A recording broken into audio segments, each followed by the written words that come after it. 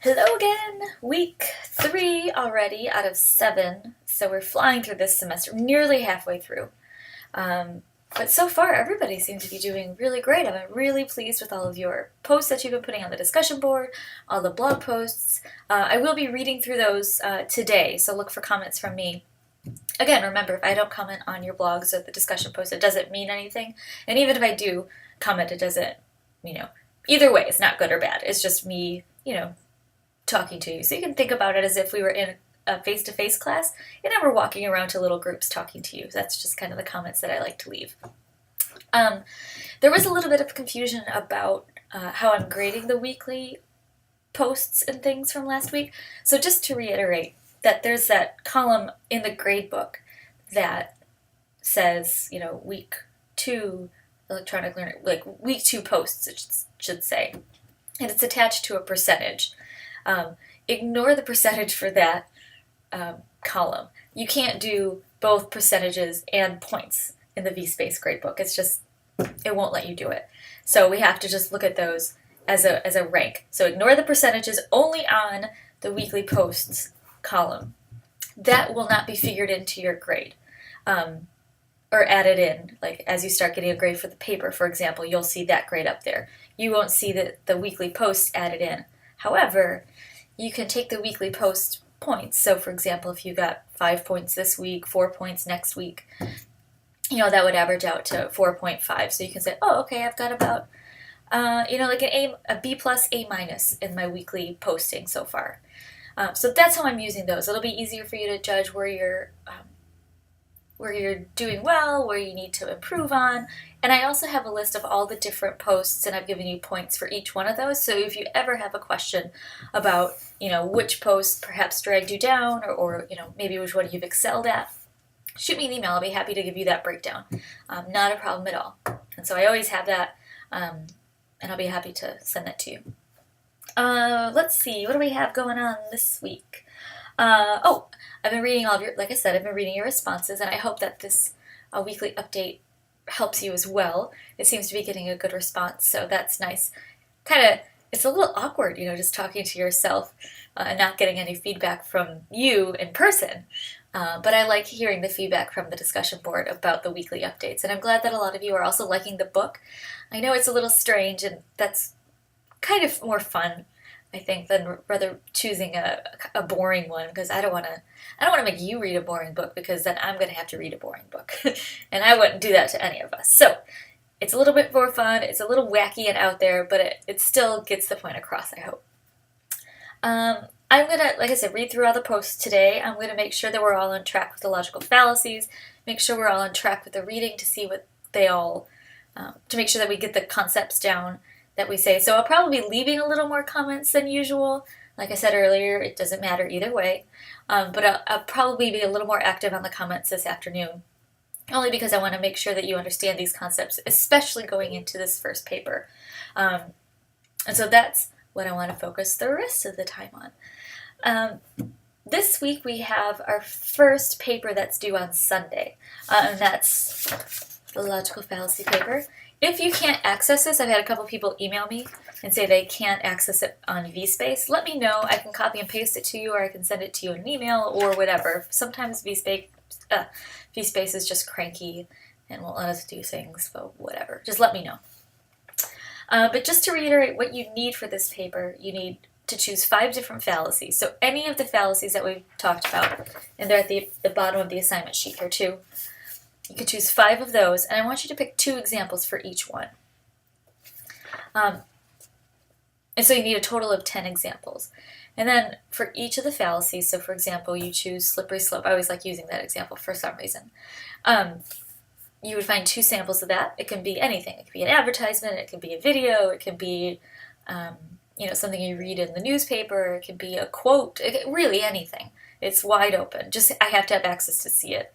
So if it's copying and pasting a link, if it's, typing the quote in there, whatever, just give me access to the thing.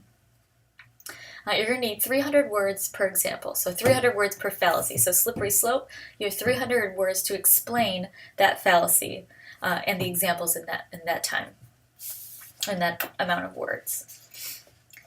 Let's see here. So really in the summary, what you're going to be doing is you're going to give a summary of the fallacy first. And I want this in your own words. So again, those memory tricks can come in handy. You can go right back to those. Perhaps use some of the memory tricks that you created to talk through the summary of the fallacy itself. Say, oh, this is a way that, this is how I've interpreted this fallacy. This is how I'm applying it. This is what this fallacy means. I don't want you to copy directly from the book. I want this summary to be in your own words. Then explain how your examples use this fallacy. So going back to that slippery slope, I think I have, what is it? I think it's a DirecTV commercial where it's like, when you get angry, you do this. When you don't fall through the window at a dinner party, or whatever, one of those. That's the slippery slope. So you can say, oh, well, the reason why this is an example of a slippery slope is because he does one thing, and then it leads to another, and then it leads to another, so it's, snowballing and gaining more speed and just becomes out of control. And obviously, don't crash through a dinner party at, don't crash through a window at a dinner party. It has nothing to do with DirecTV, but they're making that connection as a joke. They're trying to play on a logical fallacy in order to pretend that it makes sense. Like, why would you not get DirecTV? Because you're going to get frustrated waiting for the cable guy to show up. But, if you get DirecTV, you won't have to. So you'll never have to crash through the window at a dinner party. So you see how they're silly, but we use them all the time. So that's what I want you to do. So I want you to explain how, what the fallacy is in your own words, and then how the examples that you've chosen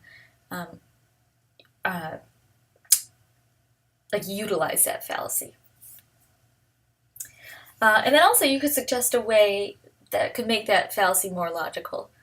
So, for example, going back to that DirecTV ads, when you wait around for the cable guy, you get angry. When you get angry, you take a karate class. When you take a karate class, you want to use your powers. When you want to use your powers, you go chase bad guys. When you go chase bad guys, you fall through the window. Don't fall through a window at a dinner party. You could say, well, instead of, waiting for the cable guy, just get DirecTV. That fixes that, gets rid of the whole fallacy, and you're done. So that would be a way that you could suggest changing it.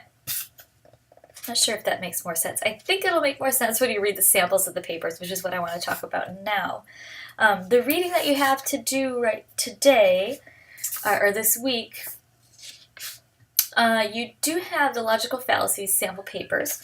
So I want you to make sure you go ahead and read those. They're in the week 2 binder. Let me try that again. Week 3 folder. There we go. The week 3 folder, all the samples should be in there. And these are past student papers who have done this assignment. You'll notice as you're reading through them that there aren't as many samples that you're looking for, because you have to look for 2 samples of each fallacy. This is a smaller assignment that I did before. It wasn't as much of a huge paper as Word. Well, it's not a huge paper, but it didn't have as much weight as ours does. So that's why you have to pick 2 examples instead of just the one that you'd be reading in the sample papers. So just think about how you would find another example. Anyway, that's the only difference between the papers that you're reading and the papers that you will be writing yourself, is that you will have to find one more example than the ones they do in the sample. So go ahead, read through the sample question, or through the sample papers, and remember to post about how you would correct them, suggestions. Maybe there was something that went really well in the paper that you read that you would like to emulate in your own writing. You can put that in there. Also, you can. It's a really good way to think about. Oh, this is how I can explain a logical fallacy through an example. If you were to, if you and your friends are having the most exciting conversation ever about logical fallacies, you could say, "Oh, let me tell you about this one," and then you would explain it, because we all sit around and talk about logical fallacies. Not even English professors do that. And we're nerds, like, big time. Well, I'm sure I bet some professors do. I can't think of any, but I'm sure they do. Anyway, totally sidetracked. Oh, another sidetrack. If you can't tell, I get sidetracked very easily. And so you're lucky this is only in front of a camera, because if it were face-to-face, we would be like in the middle of like who knows what discussion. Critical reading and writing. logical fallacy. The paper is due Sunday night, midnight, just like all the other work you have done. A couple of you have asked to see if I'll read drafts for you, and I'm more than happy to do that. And I read drafts at any stages. If you just want to send me a couple sentences, you're like, I don't even know if this makes sense, let me know. If you have samples for your logical fallacies, you're like, I think this might be, a hasty generalization. Can you verify this? Or if you have your whole paper written and you want me to give you some feedback on the entire thing, I'll do that. Just make sure you get the paper to me by Friday evening. That way I have at least Saturday to read through it and give you some feedback, and then you have time to make any necessary revisions if you want to. I think that's it. I don't think I'm missing anything, am I? Okay, you're going to answer. Once again, weird talking to myself. Glad the Johnny Depp example helped. A couple of you have said that you've seen The Lone Ranger and that you've enjoyed it, so that's a good recommendation. I haven't heard too many people say that, so that's interesting. I've also heard that Pacific Rim is really terribly good. So if you've seen that, I would love to hear if you have any opinion on that. Because, come on, it's like a monster fight. Anyway. Okay, I better stop talking because I'm just rambling on and wasting your time. So, to recap, Logical Fallacy Sample Papers, Week 3 folder, Critical Reading and Writing, which is on the syllabus, and then also Getting Ready to Write. Oh, no. Getting Ready to Write is like the topic of our little chat if you want to join me today, but you don't have to. It's up to you. But your paper is due Sunday night is the big thing this week, so I want you really focused on that. All right, if you have anything, you can always send me an email, give me a call at my office, text me, or tweet me, Skype me, whatever. All right, I'll see you next week.